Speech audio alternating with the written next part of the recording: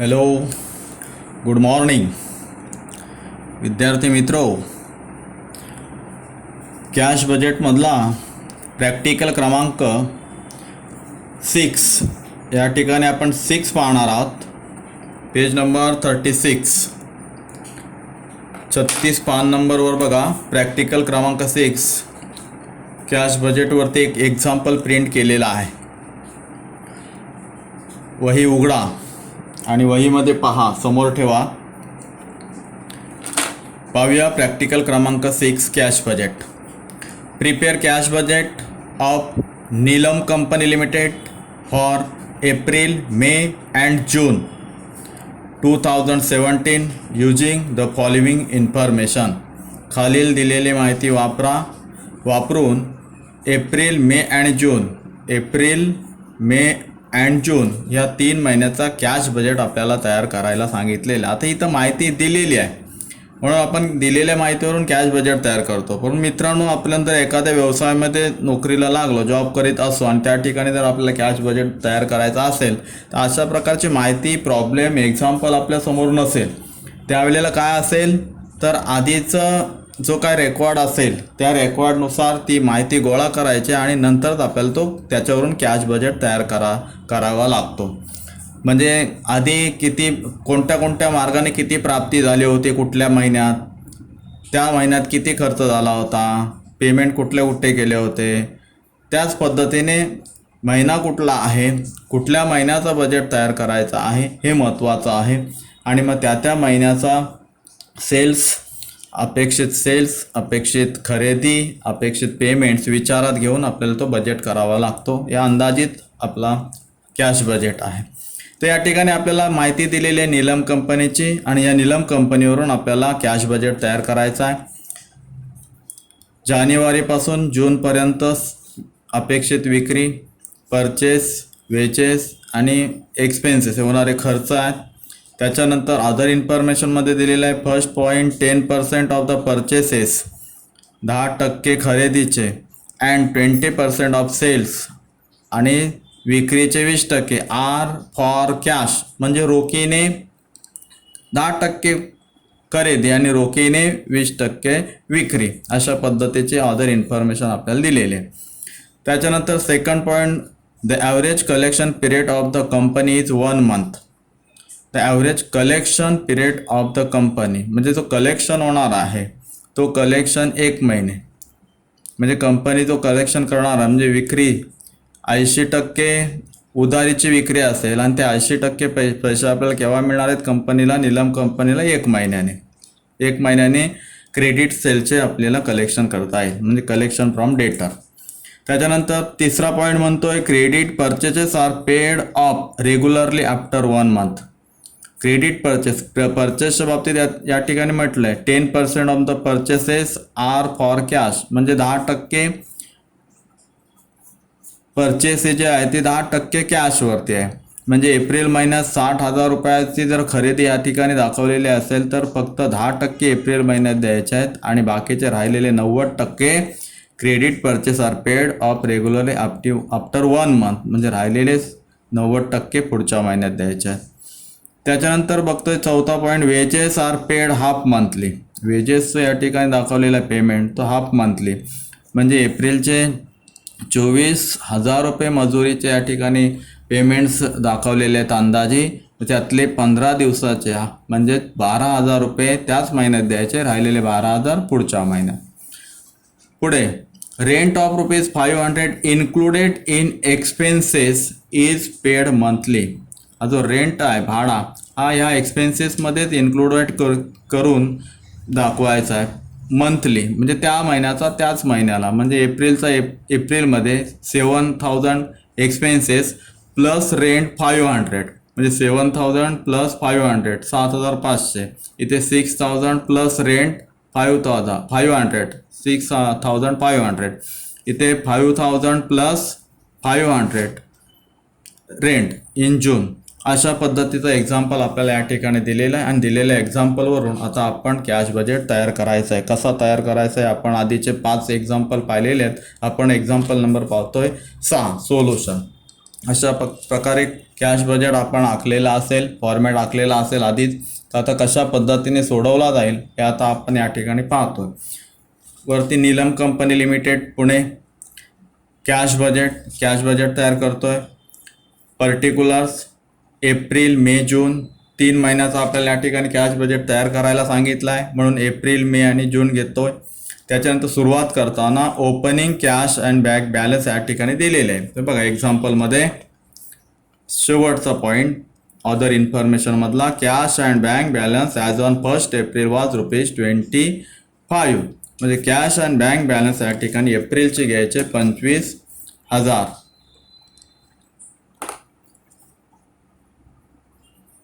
इथे लिहायचे 25,000 cash and bank balance. इथे लिहा opening cash and bank balance 25% in April.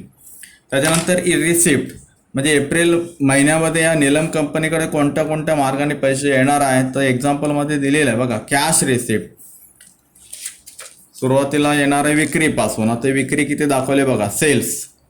सेल्समध्ये एप्रिलमध्ये 1 लाख, विक्रीचे 1 लाख येतील अशा अंदाजे या ठिकाणी दाखवलेले आहेत. आणि त्या ठिकाणी म्हटलेलं आहे तर रोख 1 लाख येणार आहेत का तर इथं अदर इन्फॉर्मेशनमध्ये म्हटलेलं आहे बघा. 20% off sales are for cash म्हणजे फक्त याच्यातले 20% रोख येतील. एप्रिल महिन्यात किती येतील? एप्रिल महिन्यात हे 20% येतील आणि राहिलेले 80% कुठल्या महिन्यात? मे महिन्यात. का तर इथं म्हटलेलं आहे the average collection period of the company is 1 month. म्हणजे बाकीचे राहिलेले जो कलेक्शन फ्रॉम डेटर आहे 80% तो 1 महिन्याने. आता इथं दाखवताना काय करायचं आहे 20% off sales are for cash म्हणजे 20% कॅश दाखवायचं आहे. कॅश सेल्स इथं बनायचं आहे sales cash 20%. April 1 lakh sales त्यातली 20% म्हणजे 20,000. 20% 1 लाखातले 20% म्हणजे 20,000. आलं लक्षात? पुढे मग आता राहिलेले 1 लाखातले 80% क्रेडिट सेल्स आहे. 80% क्रेडिट सेल्स. मग क्रेडिट सेल्स केव्हा कलेक्शन होणार आहे? कलेक्शन फ्रॉम डेटर आफ्टर 1 मंथ. 1 मंथ म्हणजे एप्रिलचे 80,000 मे मध्ये. मग इथे दाखवायचे आहेत मे मध्ये आहे 80,000 कलेक्शन फ्रॉम डेटर म्हणजेच क्रेडिट सेल्स हे 80,000 रुपये पुढच्या महिन्यात येते. आता तसंच मे महिन्यात. आता मे महिना बघा. मे महिन्याचं सेल्स 95,000. पण 95,000 मधले 20% त्याच महिन्यात आणि 80% पुढच्या महिन्यात. आता 80% आणि 20% असं कॅल्क्युलेशन करा. म्हणजे 20% रोख त्याच महिन्यात दाखवा मे मध्ये. 95,000वरती 20% म्हणजेच 19,000 आणि राहिलेले 80% पुढच्या महिन्यात 76,000. बघा 76 + 19 इज इक्वल टू 95,000. पुढे जून महिना तसाच. जून महिन्याची 90,000 सेल्स दाखवलेले आहे. या ठिकाणी 20% जूनमध्ये आणि 80% पुढच्या महिन्यात. आता इथे 90,000 वरती 20% म्हणजे 9 दूने 18. 18,000 रोख जूनमध्ये विक्रीपासून मिळणार 18,000 आणि राहिलेले बाकी जे आहेत ते पुढच्या महिन्यात. आता अशा प्रकारे आपण 20% रोख दाखवलेत आणि 80% 1 महिन्यानी उधारी येणार म्हणजे क्रेडिट सेल्स आहे. आता एप्रिल महिन्यात उधारी कोणत्या महिन्याची येईल? ते एप्रिलच्या आधीचा महिना म्हणजे मार्च. मग मार्च महिन्यात आपल्याला बघायचं आहे.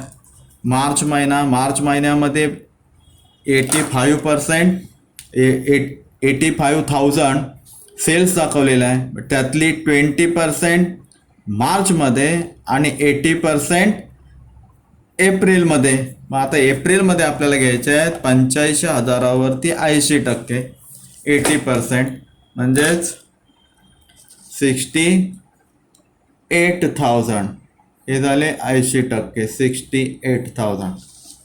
आलं लक्षात. अशा पद्धतीने रिसिप्ट आपण बघितले, म्हणजे एप्रिल महिन्यात किती प्राप्ती होईल, त्याच्यानंतर मे महिन्यात विक्रीपासून, रोख विक्रीपासून किती मिळतील, उधारीचे मागचे किती मिळतील, जूनमध्ये रोख किती मिळतील 20% आणि उधारीचे मागच्या महिन्यातले मे महिन्यातले किती मिळतील. अशा प्रकारचे आपण रिसिप्ट जे दिलेले एक्झाम्पलवरून आपण बघितलेलं आहे. आता आपल्याला एप्रिल महिन्याचा कॅश पेमेंट बघायचा आहे, त्याचबरोबर मे महिन्याचा कॅश पेमेंट आणि जून महिन्याचा कॅश पेमेंट. आता सुरुवातीला बघूया आपण एप्रिल महिन्याचा कॅश पेमेंट. कॅश पेमेंट म्हणजे काय, सुरुवातीला घ्यायचं आहे परचेसेस, म्हणजे मालाचा खरेदी. नीलम कंपनीने केलेल्या मालाची खरेदी रोखीने किती केले आणि उधारीने किती केले ते बघूया. आता खरेदीच्या बाबतीत म्हटलेलं आहे परचेस या ठिकाणी एप्रिल 60,000. आता 60,000 मध्ये 10% of the purchases are for cash, म्हणजे याच्यातले 10% रोखीने आणि राहिलेले 90% जे आहेत 90%, हे 90%चे उधारचे खरेदीचे पैसे केव्हा द्यायचे आहेत. The credit purchase are paid off regularly after 1 month, 1 महिन्याने द्यायचे आहेत खरेदीचे. म्हणजे एप्रिल महिन्यात खरेदी केली तर 10% त्याच महिन्यात द्यायचे आहेत, 90% पुढच्या महिन्यात. मे मध्ये खरेदी केली 55,000 तर त्यातले 10% म्हणजे 5,500 त्याच महिन्यात, राहिलेले पुढच्या महिन्यात. जूनमध्ये 45,000 रुपयाची खरेदी केली जाईल आणि 10% त्याच महिन्यात द्यावे लागतील, राहिलेले 90% पुढच्या महिन्यात. अशा पद्धतीने परचेसचा पेमेंट आपल्याला या ठिकाणी कॅश बजेट तयार करताना दाखवायचा आहे. तर पाहूया परचेसेस कॅश 10%. एप्रिलमध्ये आपण बघितलं, इन एप्रिल परचेस 60,000, त्याच्यावरती 10% 6,000, मे 10% 5,500 आणि जून 45,000वरती 10% म्हणजे 4,500. आता आपण सुरुवातीला घेऊया एप्रिल. 60,000वरती 10% म्हणजे 6,000 रुपये. रोख 6,000 द्यावे लागतील आपल्याला खरेदीचे. त्याच्यानंतर मे मध्ये 10% म्हणजे 5,500 रुपये द्यावे लागणार आहेत. जूनमध्ये 10% म्हणजे 4,500 रुपये आपल्याला त्याच महिन्यात खरेदीचे द्यावे लागणार आहेत, 4,500.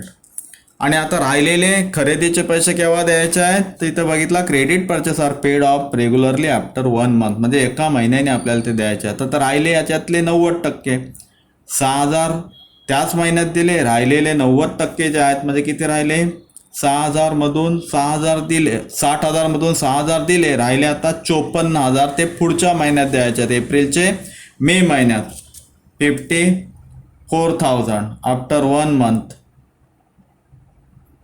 54,000 आले, म्हणजे 6,000 खरेदीचे त्याच महिन्यात द्यायचे आहेत, राहिलेले 90% उधारीचे 1 महिन्याने, म्हणजे 54 अधिक 6 बरोबर झाले 60,000. त्याच्यानंतर मेचे बघा 55,000 रुपयाची खरेदी या ठिकाणी होणार असं दाखवलेलं आहे आणि त्याचा पेमेंट जो आहे तो त्याच महिन्यात 10% आणि राहिलेल्या 55,000 मधले 90% म्हणजेच 49,500,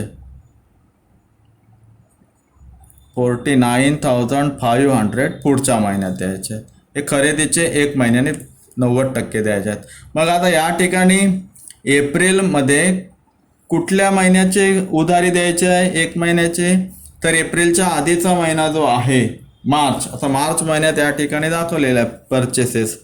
मार्चमध्ये 52,000 रुपयाची खरेदी केली जाईल, म्हणजे 10% म्हणजे 5,200 त्याच महिन्यात आणि राहिलेले 90% म्हणजे 52,000मधून 5,200 10% त्याच महिन्यात आणि राहिलेले 46,800 46,800 हे पुढच्या महिन्यात म्हणजे एप्रिल महिन्यात. अशा प्रकारे परचेसचा पेमेंट या ठिकाणी केला जाईल, म्हणजे रोख खरेदी केली जाईल, त्यातले 10% त्याच महिन्यात द्यायचे आहेत, राहिलेले 90% पुढच्या महिन्यात द्यायचे आहेत. असंच प्रत्येक महिन्याचा या ठिकाणी आपल्याला कॅश बजेट तयार करताना परचेसचा पेमेंट दाखवायचा आहे. आता परचेस झाल्यानंतर आपल्याला बघायचं आहे वेजेस. वेजेसच्या बाबतीत इथे म्हटलेलं आहे काय, चौथा point, wages are paid half monthly. म्हणजे एप्रिलमध्ये 24,000 रुपये पेमेंट वेजेसच्या या ठिकाणी दाखवण्यात आलेला आहे. म्हणजे 24,000 रुपये एप्रिलमध्ये मजुरीचे द्यावे लागतील असं या ठिकाणी दाखवलेलं आहे. परंतु इथं म्हटलेलं आहे की wages are paid half monthly. म्हणजे खर्च येईल 24,000 मजुरीचा, पण त्यातले 15 दिवसाचेच त्या महिन्यात द्यायचे आहेत. म्हणजे 12,000 या ठिकाणी एप्रिलमध्ये द्यायचे आहेत, 10,000 मेमध्ये द्यायचे आहेत, यातले अर्धे 15 दिवसाचे 9,000 जूनमध्ये द्यायचे आहेत आणि राहिलेले 15 दिवसाचे पुढच्या महिन्यात द्यायचे आहेत. म्हणजेच एप्रिलमध्ये आता दाखवताना किती, 15 दिवसाचे, हे झाले 24,000 महिन्याचे. म्हणजे 15 दिवसाचे किती, हाफ मंथली, म्हणजे 15 दिवसाचे 12,000. मग आपल्याला एप्रिलचे दाखवायचे आहेत वेजेस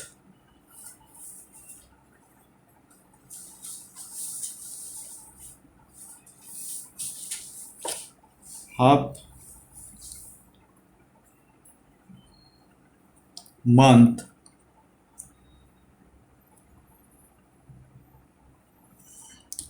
$12,000, मे महिन्यात 20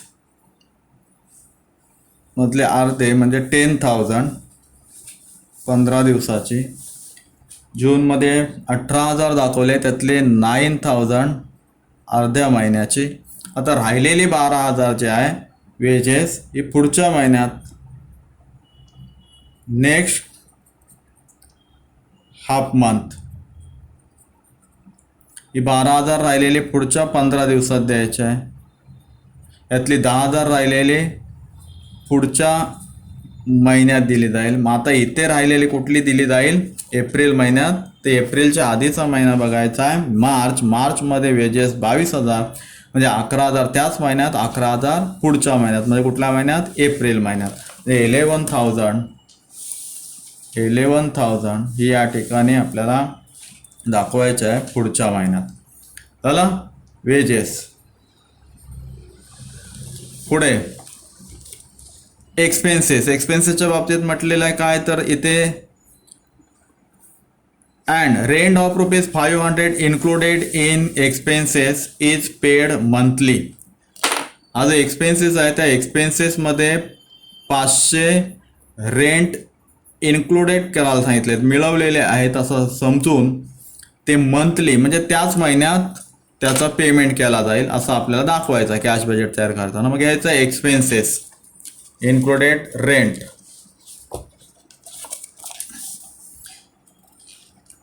पेमेंटमध्ये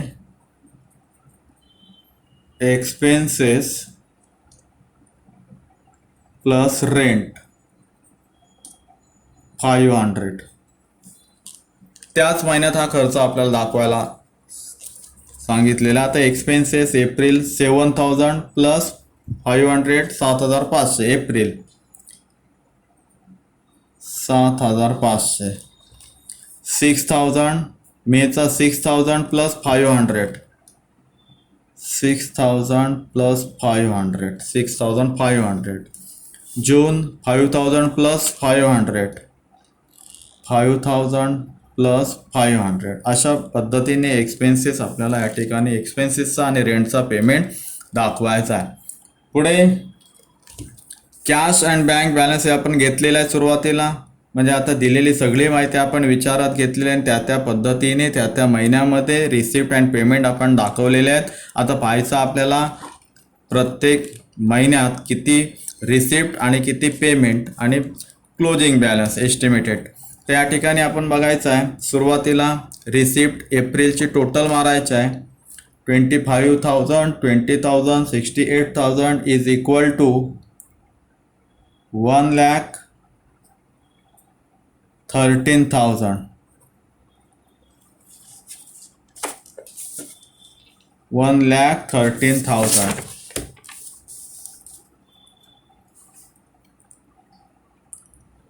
दिली 1,30,000 टोटल कॅश रिसिप्ट.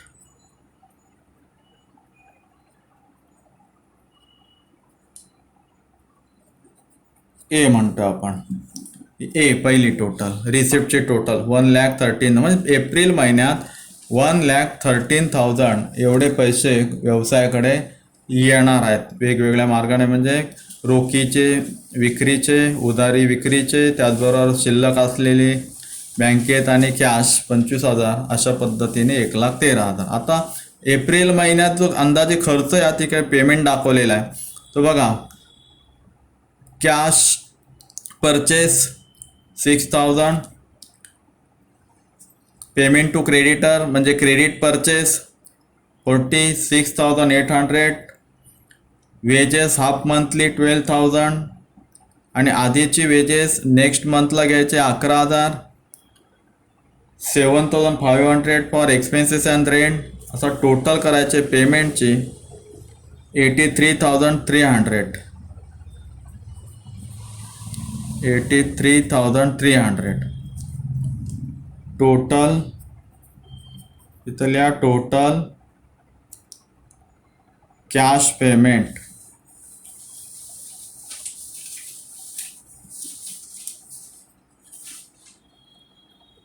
याला म्हणतो आपण बी. आता ए आणि बी वजा करायचे. ए मधून बी वजा करायचे म्हणजेच कॅश रिसीटमधून म्हणजे येणाऱ्या पैशातून पेमेंट होणारे पैसे वजा करायचे, जाणारे पैसे वजा करायचे आहेत. म्हणजे इथं येईल ते क्लोजिंग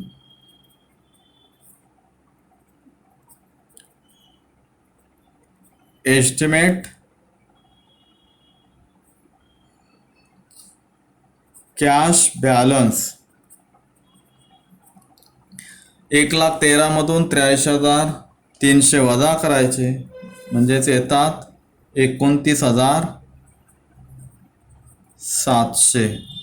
29,700 म्हणजे एप्रिलच्या शेवटच्या तारखेला या नीलम कंपनीकडे 29,700 अंदाजी कॅश बॅलन्स, शिल्लक बॅलन्स असेल.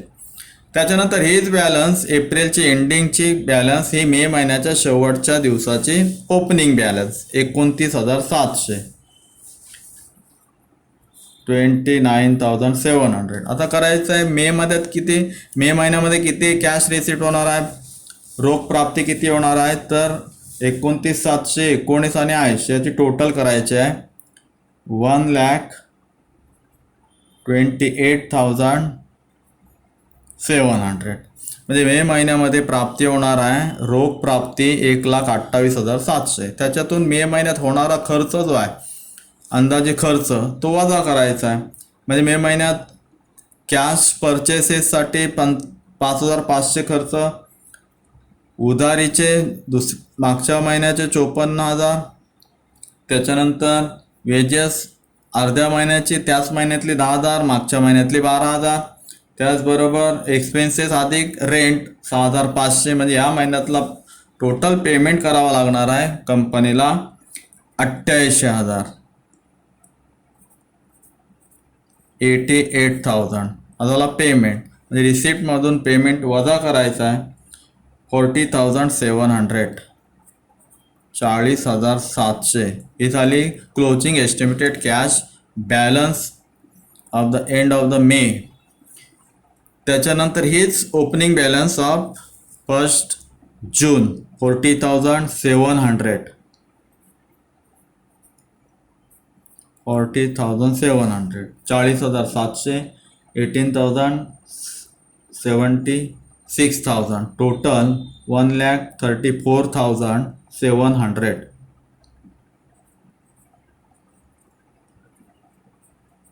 1,34,700. जून महिन्यात कॅश रिसिप्टचे होणार आहे नीलम कंपनीकडे ते 1,34,700. आणि याच्यातून जून महिन्याचा जो पेमेंट होणार आहे